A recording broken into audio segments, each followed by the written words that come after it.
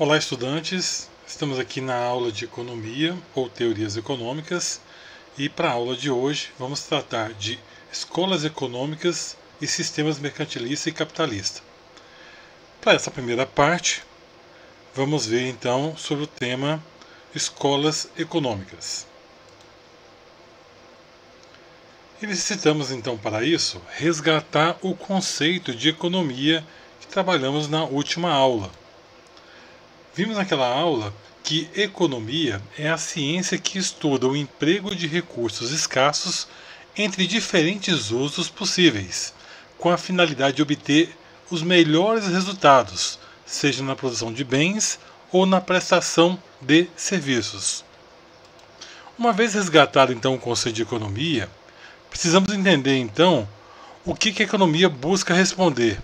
Ela busca responder certas questões que nos envolvem no dia a dia, tais como: por que a renda per capita de estados nordestinos é inferior a estados como Minas Gerais e São Paulo?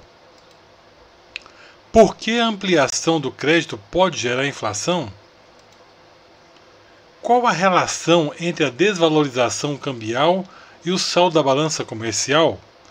Desvalorização cambial seria, por exemplo, trabalhando com dólar em relação ao real, e a balança comercial, importação e exportação. Por que a alta do preço da manteiga reduz a demanda ou procura por pães? Então, a economia busca responder perguntas diversas, dos mais variados tipos, que está ligado ao nosso dia a dia. E precisamos fazer tomadas de decisões. Porque o problema fundamental que a economia busca resolver, ou se preocupa em resolver, é a questão da escassez.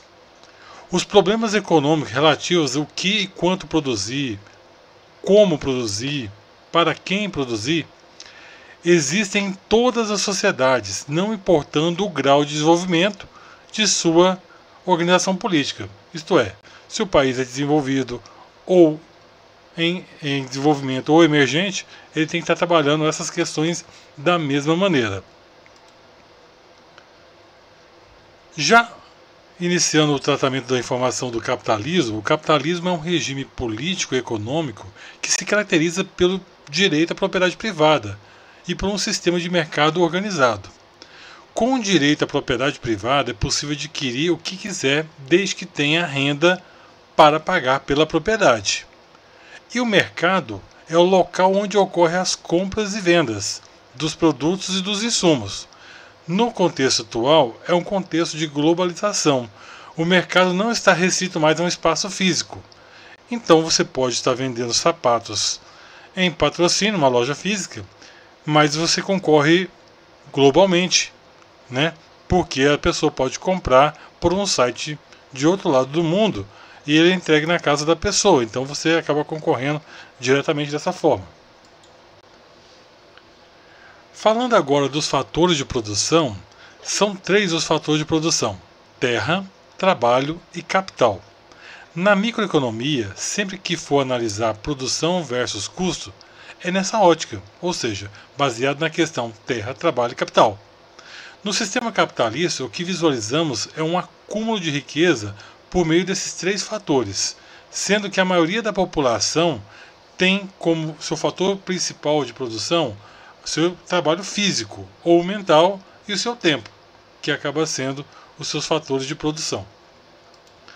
Falando agora um pouco mais específico do fator de produção terra, a terra, quando a gente diz que é terra, pode-se falar de maneira geral que se trata de áreas que são trabalhadas com agricultura, recursos naturais, reservas de petróleo, minerais, florestas e rios, espaço físico para locação.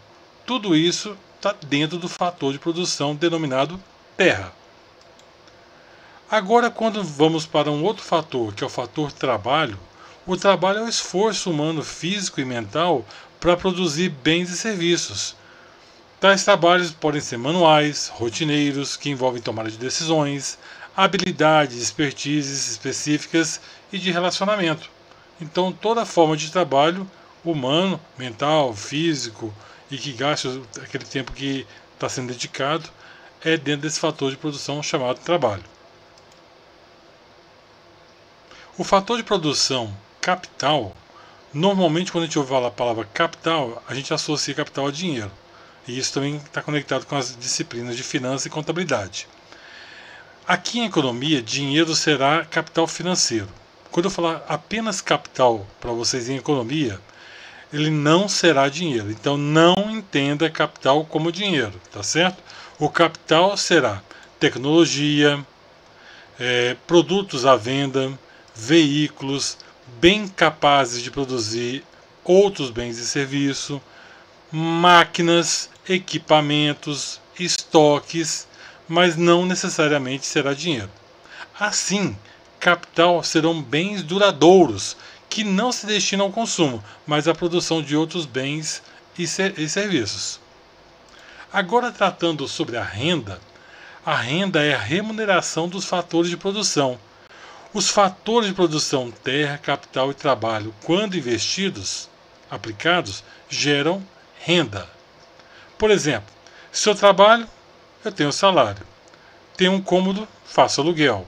Tenho uma estrutura de uma sorveteria, fabrico sorvete e vendo sorvete.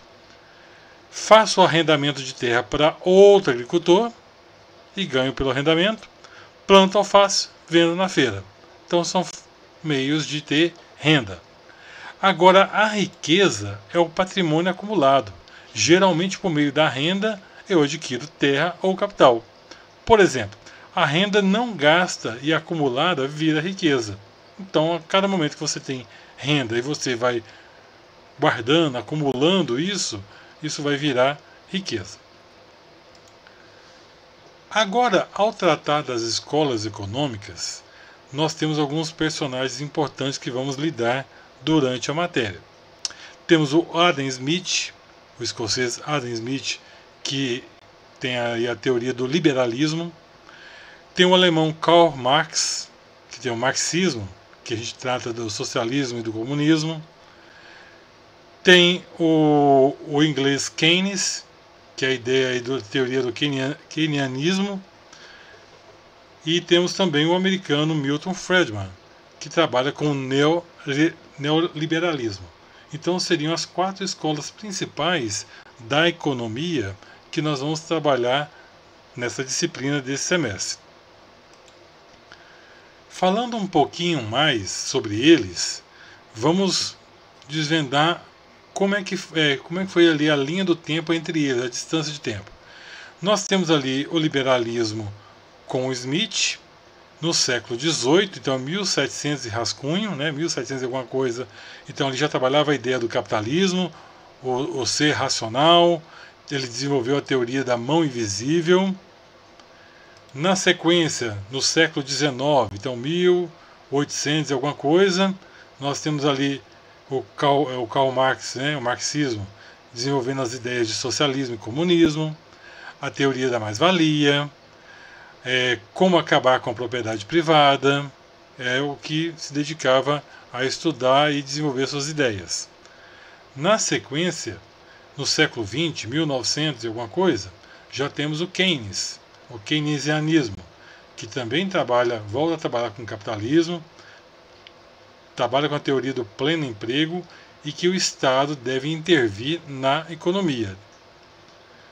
E ainda, outra escola que é bem discutida é o neoliberalismo de Friedman, no século XIX também, mais para o final do século XIX, a ideia também de capitalismo, livre mercado e, ao contrário, não intervenção do Estado. Então essa é a primeira parte da aula, onde eu apresentei esses conceitos para vocês. Vou detalhar um pouco mais das escolas econômicas na sequência da parte 2 da aula e vamos trabalhar também com sistemas mercantilista e capitalista. Por enquanto, paramos aqui na linha de tempo de desenvolvimento das escolas econômicas.